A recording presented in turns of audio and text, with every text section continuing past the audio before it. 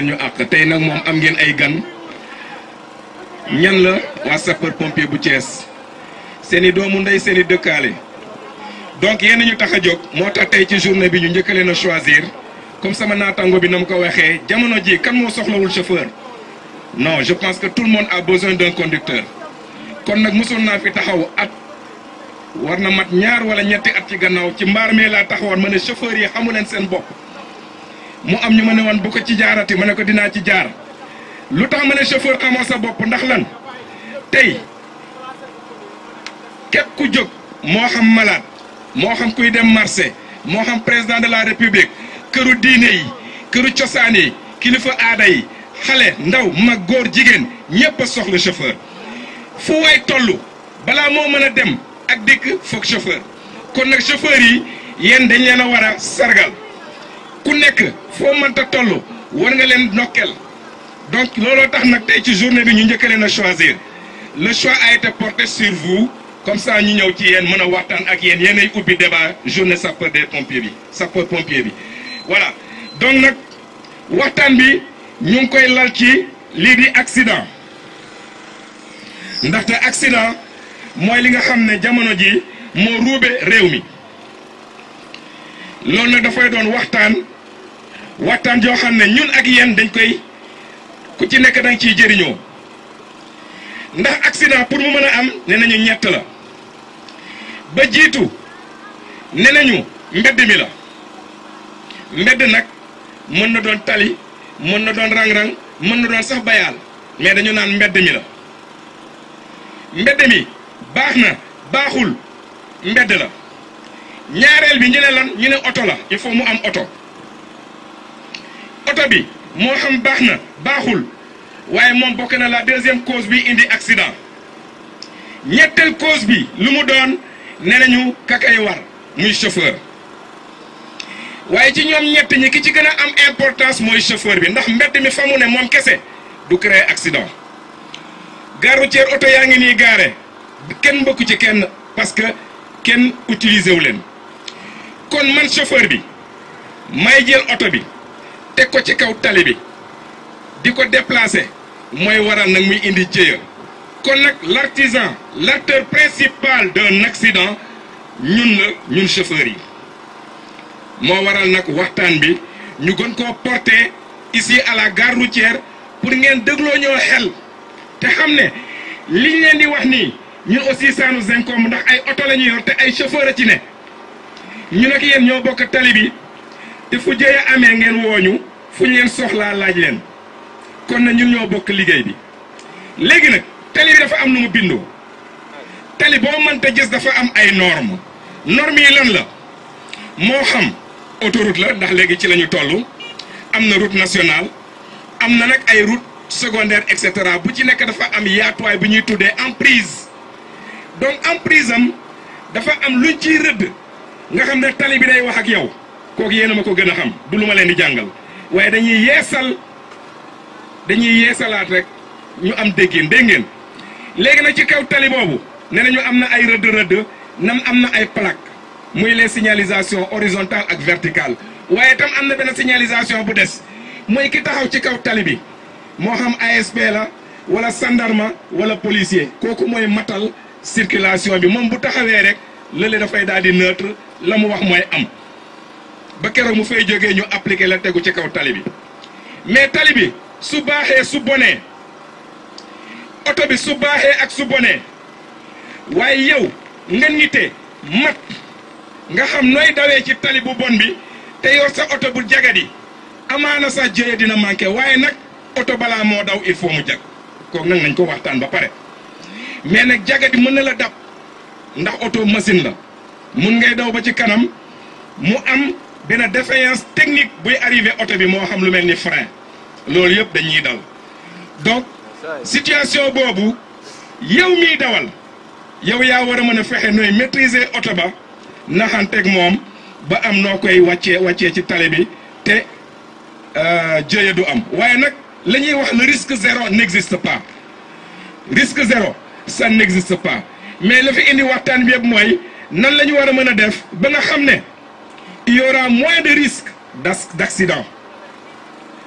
loolu mooy préambule bi, introduction la pour ngeen am ñu mën a dugg ci waxtaan yi. Actuellement ñu ngi ci mois de mai tali bi wow na waaye nag fii ak ay fan wala ay semaine wala balaa mat weer dana taw incha allah te bu tawee niin yi ngeen di gis mu wowoon ci kaw tali bi bu ci ndox tegee te tali bi setagul dafay doon rataxit day mel ni kànja. Donc première pluie toujours moom mooy indi ay jëya dans la circulation xam naa yéen ñi ci tali bi yéen a ma ci gën a xam toujours première pluie ci la jëya yi di am parce que amoon habitude pendant 9 mois muy jaw ci tali bu wow bu ñëwee benn jour mu bett ko muy taw amul réflexe ni tey sama pédale accélérateur ak sama pédale frein ni ma ko waree manœuvrer wutee na ak démb boo moytuwul dafay daal di in ay jéeya kon nag yooyu dañ ci war a bàyyi xel ba nga xam ne bés bu amee précipitation ñun ñëpp nañu ñaaw njort ne tali bi tey nangootul lam ñu nanguloon démb. lay ñett mooy yow miy dawal oto bi jàppal ni yow rek yaay nit képp koo gis ci kaw tali bi jàppee ko dof tant que yaa ngi nangu ne yow rek yaa nite te képp koo dajee ci tali bi dof la dof dañ koy moytu. kon nag loolu mooy tax ëllëg soo nekkee ci circulation bi comme yow da ngaa nite respecter le code de la route oto bi day wax ak yow xoolal lam la laaj nga jox ko la mu soxla te ngay sóoraale kay ñëw jàppal ne nitewul moytu ko bu ko defee moom it mu jàpp ne moom dafa nite mu di la moytu bu ñuy moytonte bu soobee yàlla lu bëri dina mën a saafara ci kaw tali bi dootul am. donc kii dañoo jàpp ne dafa accidenté. donc mi ngi ni tëdd njaaxaanaay donc moom dina am ay laajte yu muy def dina am yu muy def pour xam ndax kii ànd nag sagom wala dafa taxale ko sagom loolu lay njëkk a chercher donc dafay dem ce qu'on appelle la recherche de la conscience. Allez-y. Tour de la victime waaw donc fi mu nekk nii day wër victime bi pour xool ndax nàccul ndaxte deret ci ñun dafa mel ni urus ci tëgg ni mu fonkee or ñun noonu la ñu fonkee deret. donc saa yu demee intervention la ñuy njëkk a xool ndax nit ki am problème est-ce que d'abord nekkul di perte deretam léegi nag mën na koo perte deret bi di wal ci biti nga koy gis comme mën na koo perte muy wal ci biir yaram bi loolu dañ koy rechercher ba pare bu fekkee loolu lu mel noonu am na dañ koy njëkk a saafara.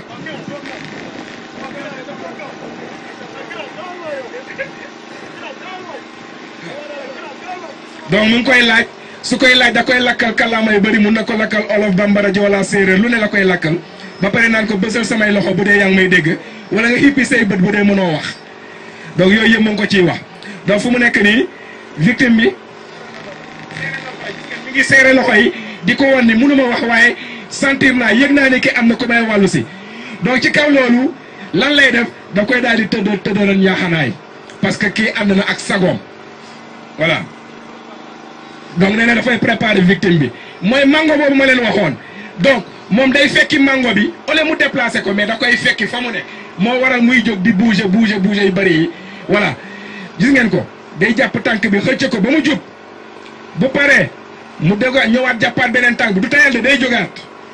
ñëw jàppaat beneen tànk bi indi ko ba mu daj voilà ba ñaar ñëpp aligné voilà.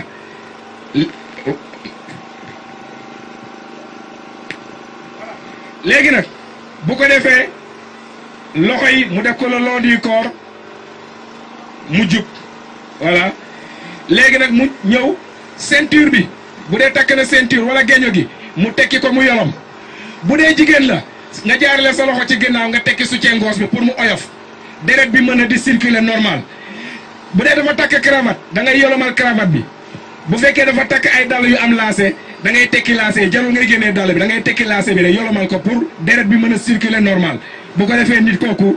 nga di ko xool ci diggante boobu nag ngay woo sapeur wax leen fa nga nekk la xew lan nga ko defal les mesures prises voilà ok joxaale ko sa numéro téléphone te balaa ngaa raccroché da nga ko naan ndax mën naa raccroché mu ne la waaw.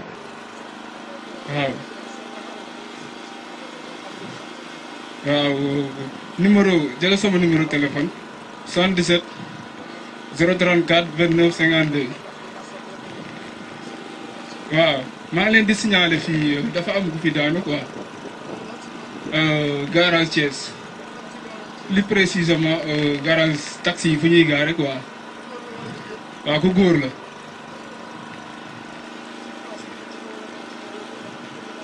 non najul amul benn blessure quoi waaw instant yi je l'ai mis en position de détente voilà il est conscient en même temps aussi quoi waaw.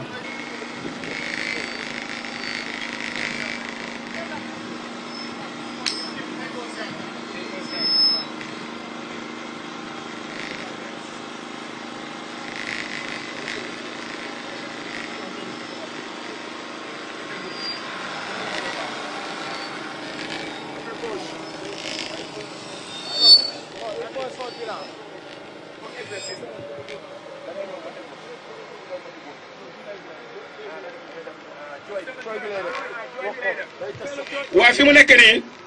dafa njëkk di jóg ak wàcc di bàyyaale xelam ci lexam ndax waajaa ngi noyyi wala déet tàngoor noyyi bi ba pare di dégluwaale ndax dina dégg ay xur parce que parfois mun na am ci choc bi mu amoon ko am ay bëñ ñu poncé kooku am fu mu aju day def benn bruit yaay comprendre wala deret bi nekk ci fond bi. voilà donc premier loxo bi daf koy teg nii lay def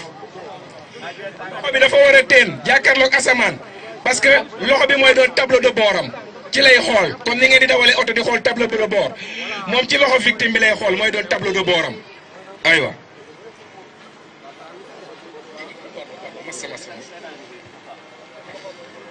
léegi mu jël loxoom ak loxo victime bi daal di ko yóbbu teg ko ci loxo victime bi ci lexu victime bi ci nopp bi nopp côté gauche voilà après mu yëkkati oomu ndeyjoor ba da koy yëkkati mu doon benn genre clé après moom day reculer voilà day reculer parce que victime bi wala ko jagat-jagade gis nga fa mu fekk victime bi comme mango boobu ma leen waxoon fa la koy fekki daal di ko xëcc nànk def ko ci poosam mangoog nànk bu ko defee ak yow loo tuuti lii soo ko xasee def Bombardier ci boppam soo ko xëccee mu fekk si la Y waaw oreille et les yeux waaw J-O-Y waaw jooy voilà jooy day jooy waaw ma ngoog après su paree il va retirer sa main day retirer loxoom nank dégg nga daal di ñëw jël tànku victime bi ubbi ko carrément pour mu am équilibre comme yéen ni ngeen di cliquer seeni oto yi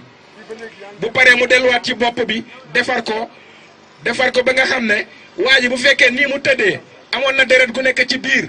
day fexe deret bi génn bala jàll ci biir wala mu doon yuut wala mu bëgg a woccu yooyu yëpp day mën a génn tranquillement te du ko teree noyyi ngelaw li dina jàll te du ko teree woccu du ko teree gàll du ko teree voilà léegi lii soo ko defee léegi da ngay toog di surveiller nit ki sa loxo ngay jël rek teg fii ci dënn bi di xool ndax ma ngay noyyi voilà di xool ndax ma ngay noxi ba keroog ambulance di egsi parce que su defee lii ba pare day daal di woote bu ko defee secours yi daal di ñëw ñoom tam bu ñu ñëwee ci position bi lañ koy jël teg ko ci brancard bi dugal ko ci oto bi voilà. Khoudia Ibrahima maay commandé sapeur pompier bu Thiès bu Ngaye Mekhe bu Tivaouane bu Xombol ak bu Thiénaba tey boo gisee ñu ñëw ci gare routière dañoo commencé li ñuy wax la semaine des sapeurs pompiers parce que au niveau national dans tout le Sénégal dañuy organiser li ñuy wax journée sapeur pompier boo xam ne le 12 lay commencé. maintenant comme journée bi le 12 la ñun dañoo bëgg balaa journée bi ñu def des campagnes de sensibilisation gën a jege mbooloo mi gën a jege askanu Thiès moo tax ñu commencé ci gare routière bi nga xamante ni suñuy partenaire lañ ay chauffeur lañ di nekk ci kaw tali bi nga xamante ni suñu quotidien tali bi la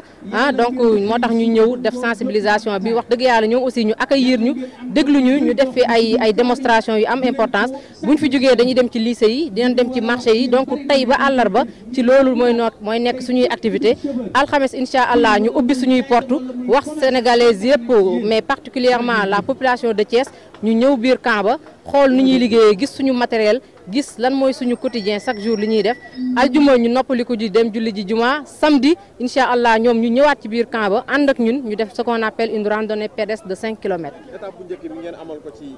garage bu Thiès dafa mel ni sapeur moom ku ko wax digganteem ak tali bi. waaw ñun dañoo yàgg ak waa garage yi dañoo yàgg ak chauffeur si parce que ñun mën nañ ne bu ñu génnee bu dul lakk souvent accident de la circulation routière lañ donc ñun li taxoon ñu jël suñu première journée bi jagleel ko suñu papa yeeg suñu nijaay yi nga xam ne ñoo nekk ci garage bi c'est une manière de leur montrer que ñun ak ñoom ñooy liggéey mënuñu dem sans ñoom ñoom it mënuñu dem sans ñun li ko sama benn collègue waxee léegi rek ñun buñ sañoon dañu xëy dinaa attaaya ba ngoon maanaam buñ sañoon accident du am waaye nag comme déplacement day am te moyens yi mën nañoo am ay jafe-jafe dañuy ñëw woon leen naka la ñuy moytoo jafe-jafe yooyu parce que ci phase bi ñuy def nii moo ëpp importance comme ni ko olof di waxee fagaru moo gën faju li ñuy def mooy prévention maanaam ñun bëgguñu xaar rek ba jéeya am ñu door a wàcc sur le terrain on veut anticiper won leen carrément naka la ñuy moytoo jéeya tout en sachant que nag ne jéeya moom fi lañ ko fekk tant que dund mi ngi am oto mi ngi am déplacement dina am ay jafe-jafe dina am mais yàlla na tuuti te bu amee it yàlla na doon li nga xamante ne nii kenn ñëpp doon ci mucc daal nañ moytu daal li ma wax rek fagaru moo gën faju population Thiès ñoo leen doon soxla waaye tey dafa mel ni yéen a soxla population. waaw tey nag damay tendance waa Thiès parce que waa Dakar dañ maa menacé na ma ñoom ñoo ñuy daaneel mais leen Thiès duñ ñu daaneel parce que Thiès xam nañ ne sapeur ñoom lañ fi nekkal donc comme ñoom ñoo ñu daan woo ñuy ñëw tey ñun ñoo woote ñun ñoo soxla waa Thiès ñu ñëw fa jeudi incha allah ñëw ci journée porte ouverte bi xool ni ñuy liggéeyee xam lan mooy suñuy moyen buñ bëggee sax xam lan mooy suñuy jafe-jafe maanaam porte bi daal dañ koy ubbi grandement incha allah la alxames dañuy defaale aussi don de sang parce que gis nañ ne banque de sang yi dafa am problème te comme ñun dañuy liggéey ci ak accident xam nañ ne boo yóbboo souvent nit mu soxla deret jafe-jafe yi mi ngi commencé am temps yi donc dañuy defaale don de sang ñu ngi ñaan ñëpp ñu ñëw assister journée boobu noonu bu alxamesee ñu ñëw joxe un tout petit peu de non sang parce que li ngay mayee ci deret da nga koy xeeb waaye la muy sauver doo ko xam te loolu je pense que bokk na ci jaamu yàlla donc ñu ngi woo population Thiès bi yëpp ñu ñëw aljuma incha allah ñu noppaliku samedi aussi ñu ñëwaat comme ñun ay militaire lañ dañuy def sport donc samedi on va faire li ñuy wax benn randonnée pédestre bu 5 kilomètres ñuy woo population thiessoise yëpp nag te bëgg nañ aussi jël ndam li bëgguñu Dakar gagné ñu jërë ngeen jëf c'est pas pour rien ñu njëkkee suñu journée bi fii parce que comme li ma wax rek ñun ak ñoom dafa yàgg mais maa ngi leen di gërëm au passage di leen sant di leen ñaanal yàlla di wax ñoom aussi ñu ñaanal ñu yàlla parce que ñun soxla nañ loolu waaye ñoom it soxla nañ ko parce que oto moom boo ci xasee dugg rek sa départ nga xam waaye ku départ ku ne yàlla na nga arrivé donc maa ngi ñaanal yàlla sama papa yu mu fekk accueil bi wax dëgg yàlla ñu jël seen temps may ñu ko dégluñu te xam nañ ne li ñu leen jox di ngeen ko jëfee donc ñun ñi ngi sant yàlla bu baax di leen ñaanal yàlla guddal seen fan jërë ngeen jëf. da ñuy fàttali tur bi rek. te Yacine Diop mooy sama tur ñu gën maa xam ci Pape Diop. yow yaa jiite. maay président regroupement régional bu Thiès. tey campagne de sensibilisation bi waa sapeur def ñu njëkkee ko ginnaaw ay journée yoo xam ne ñu ngi koy waajal fii ci garage bu Thiès naka ngeen ko jàngatee. kontaan ndax buñ ma ko waxee bu léegi nii tey sax li ma wax léegi chauffeur yu bari seen tour dafa jot a ñu yàpp mais doon na ëpp lii ndax doon nañ ko prévoir mais nag ginnaaw client yi dañoo taxaw boo bu ñu yóbbu dañu naan dañoo gerew moo tax chauffeur yu bari yëpp dem loolu andi loon mais dañ ciy kontaan di ko ñaan yàlla moom mii ndam li muy wax yàlla na ko yàlla defal ndam lu ëpp loolu. fi colonel bi ne colonel bi passé fay moom mu passé fii di ko ñaanal yàlla di ñaanal yàlla di waxee it ay seeni kilifa ñu gën leen wutal ay moyens sapeur nañ leen gën a jox ay moyens manqué nañu moyens ñoom ñi xam nañu mooy ñi bëgg na seen kilifa dimbali ñun loolu lañu président regroupement yi transporteurs yi ñëpp loolu la ñuy ñaan sapeur Thiès bii macha allah bu teewoon amaguñu benn problème boo xam ni wax nañ ko ak ñoom ci saafaruñu ko. même dañ daa am problème fii pénible dañ daa am xale dafa saw dañ la woo ñu ko raxasal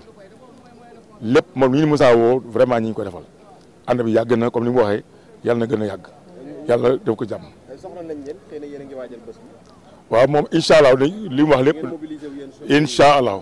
ba dañ ñëw ba xam ne gis nañ ko dañ ñëw ba xam ni garage ñëw nañu.